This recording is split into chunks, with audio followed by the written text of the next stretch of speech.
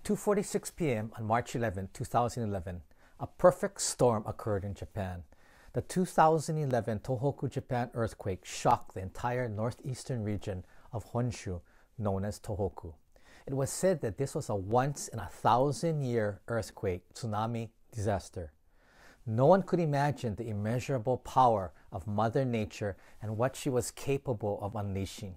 The earthquake was registered at a magnitude of 9.1, the strongest earthquake ever recorded in Japan, which struck 130 kilometers, about 80 miles, off the coast and triggered a monstrous tsunami that sent massive waves of up to 40 meters high toward the unknowing Tohoku coastline. The tsunami would devastate and ravage the entire 1,500-kilometer coastline of Tohoku, flood over 520 square kilometers, 200 square miles of coastline, and traveled 10 kilometers or 6 miles inland.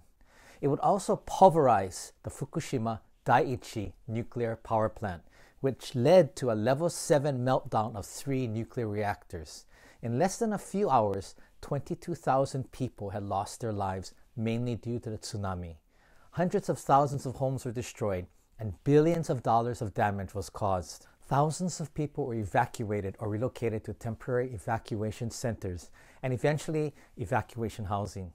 And a 20-kilometer restricted area radius around the Fukushima nuclear power plant was implemented, and anyone living within that radius was forced to evacuate and relocate.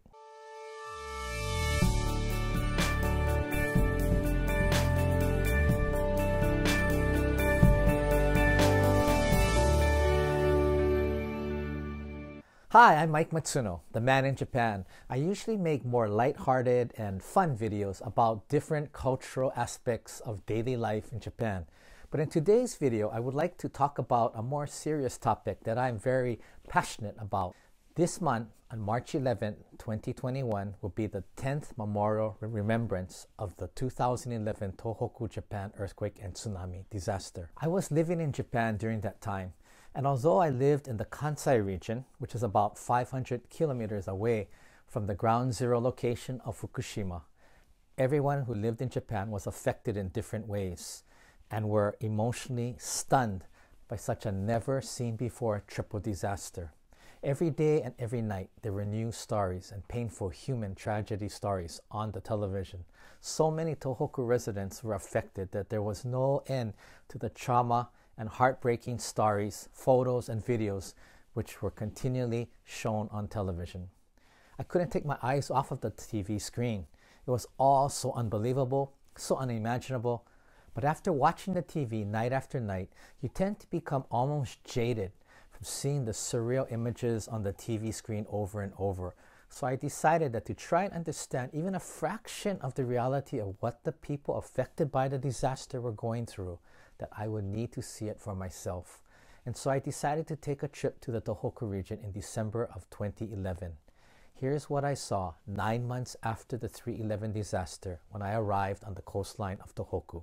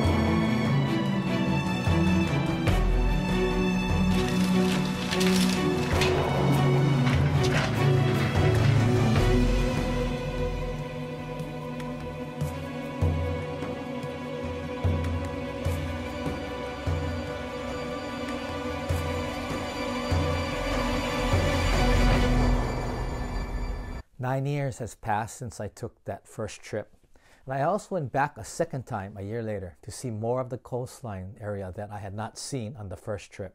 I wrote an article for the Hawaii Herald because I wanted people to know what had happened.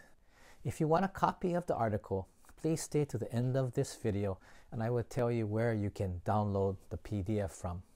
Since the disaster, the Japanese government has injected trillions of yen, billions of dollars, and things have still not returned to normal. It may never return to normal. The decommissioning of the Fukushima Daiichi nuclear power plant continues daily, but with continued setbacks and new problems, no one really knows when it will be officially completed. The last estimate that I read about was the Fukushima No. 2 plant will take 44 years to decommission. Many feel that that estimate is not realistic, that it will take much longer than that.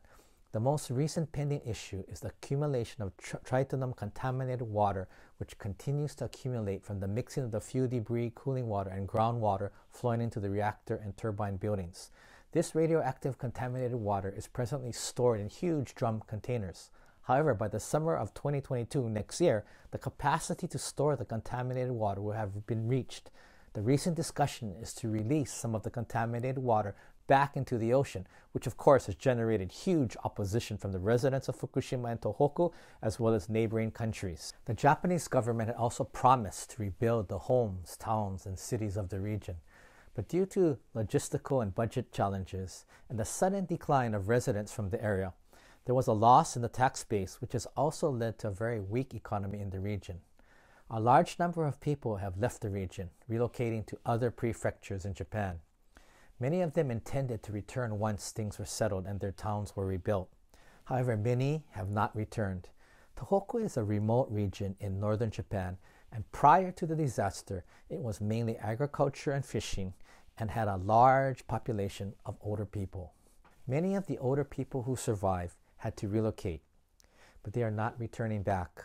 Some have passed away, some have found living with or closer to their children or family is a better choice. Some need better medical care, and that is usually only possible in the larger urban areas such as Tokyo or maybe Osaka.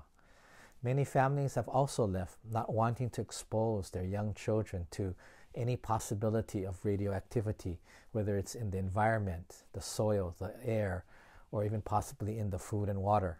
So the huge reconstruction budget that the Japanese government put forth has not really accomplished the goals of the last 10 years. Taxes were raised to help pay for the reconstruction of the Tohoku area. Now that 10 years has passed, there's still so much to be done.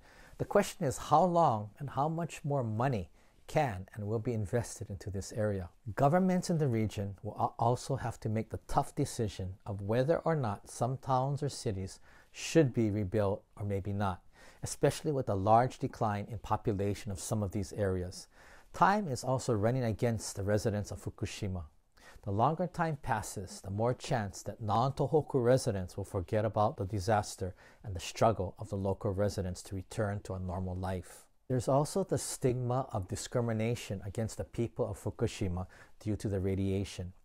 Before the disaster, Fukushima was well known for its high quality of rice, sake, vegetables and fruits, and fish. After the disaster, people were worried about the contamination of the radiation into the food chain of products from Fukushima.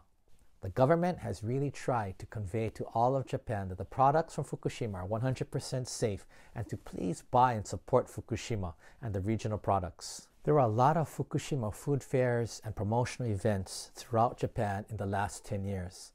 But again, as time goes on, people start to forget, and the memory to support the Tohoku area, mainly Fukushima, is not as strong as before.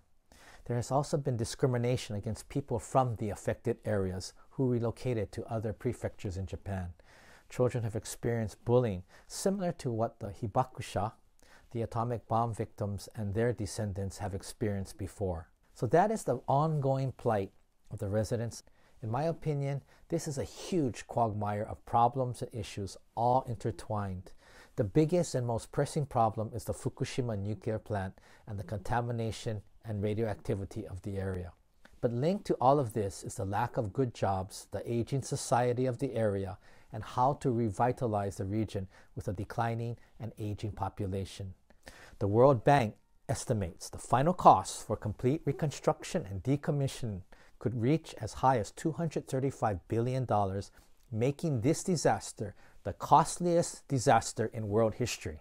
The challenges and problems of Tohoku are very complex and covers an entire region, mainly the three prefectures of Fukushima, Miyagi, and Iwate. These issues will not be resolved in 10 or 20 years, but it will probably take generations. The different issues, challenges, and problems are huge beyond anyone's comprehension, almost too overwhelming to grasp and connect all the essential dots. Let us all continue to support, remember, and pray for the Tohoku region and all of their residents. If you have a chance, please go and visit the Tohoku affected areas to help businesses in that area. There are many beautiful sightseeing spots, onsens, hot springs, beaches, and much nature throughout Tohoku. You can even take a one-day bus tour from Tokyo to Fukushima and learn about the earthquake and tsunami disaster along the Fukushima coast and how the local people were affected. If you'd like to get a copy of the article that I wrote 9 months after the disaster, please go to my website at goglobal.me and click on the More heading at the top of the page, and under the What's Happening blog, you'll find a PDF that you can download for free. If you have found this video interesting or engaging in any way, please subscribe to my channel. And lastly, we should all be mindful to never forget about what happened to those 22,000 people who were killed on that day, along with all the devastation and human suffering that the residents of Tohoku have gone and continue to go through even until this very day. Ganbaroo, Tohoku!